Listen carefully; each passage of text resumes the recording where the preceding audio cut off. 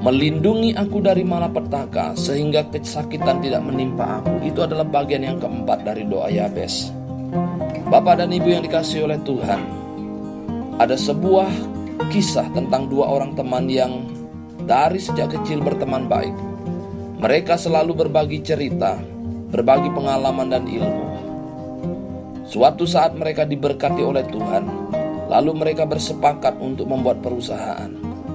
Ketika membangun perusahaan, mereka bahu-membahu, tolong-menolong, menangis bersama, bersuka bersama.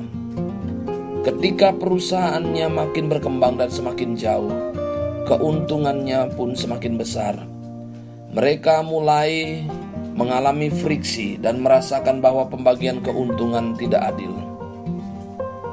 Regulasi perusahaan tidak jelas dan banyak hal lain. Kedekatan mereka mulai retak dan akhirnya mereka pecah kongsi. Kenapa bisa terjadi demikian?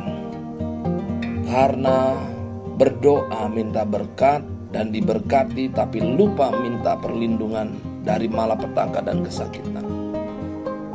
Ada hal menarik dari doa Yabes. Yabes tidak berdoa kepada Allah agar dilindungi pada saat di tengah-tengah badai. Persis seperti teladan doa yang diajarkan Yesus. Jauhkanlah kami dari segala yang jahat. Dengan kata lain, Yabes berdoa, jangan biarkan segala yang jahat mendekat kepadaku. Seringkali karena Allah memperluas daerah teritori kita, kita merasa sanggup, tidak memerlukan perlindungan dari Yang Maha Tinggi. Semakin berkembangnya usaha, tanggung jawab dan lain-lain, kita merasa mampu menangani semuanya itu. Yabes berkata, kiranya pencobaan jauh daripadaku.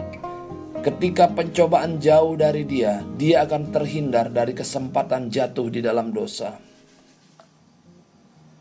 Setiap pagi sebelum memulai aktivitas, seharusnya kita berdoa seperti Yabes dan teladan doa Yesus agar kita dihindarkan dari segala yang jahat. Ketika suami atau istri hendak pergi tugas keluar kota, tidak ada salahnya kita berdoa agar dihindarkan dari segala yang jahat. Dunia ini memberikan tawaran yang menarik hati agar kita jatuh di dalam dosa.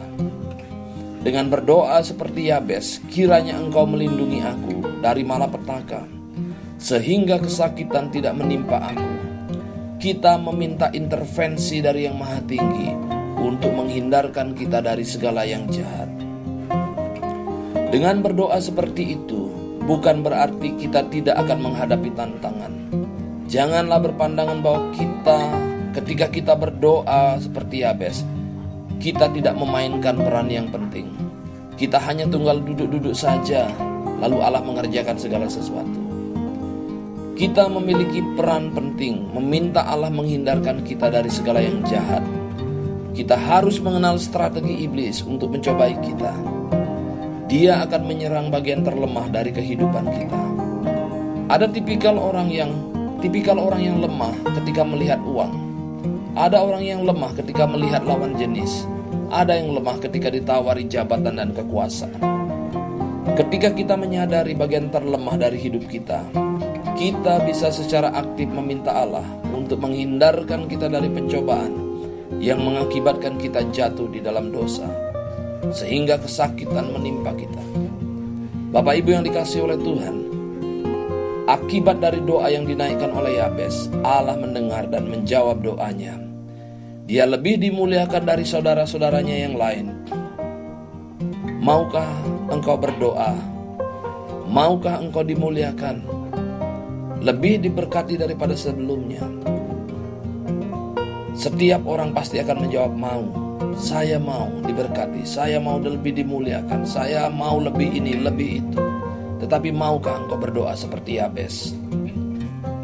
Bapak Ibu Saudara yang dikasihi oleh Tuhan, doa Yabes ketika diucapkan tidak membutuhkan waktu lebih dari 30 detik, tapi memiliki makna yang sangat dalam. Mulailah berdoa seperti Yabes secara disiplin setiap pagi, dan bersiaplah. Allah akan memperluas daerahmu. Allah akan memperluas teritorimu. Allah akan menambahkan tanggung jawab di dalam dirimu. Allah akan membawamu ke tempat atau posisi yang lebih tinggi. Mungkin posisi yang tidak engkau perhitungkan. Berdoalah juga kepada Allah agar Dia menghindarkanmu dari segala yang jahat, sehingga kesakitan tidak menimpa kita. Selamat memulai doa Yabes, dan kiranya Tuhan Yesus memberkati kita semua. Haleluya. Amin.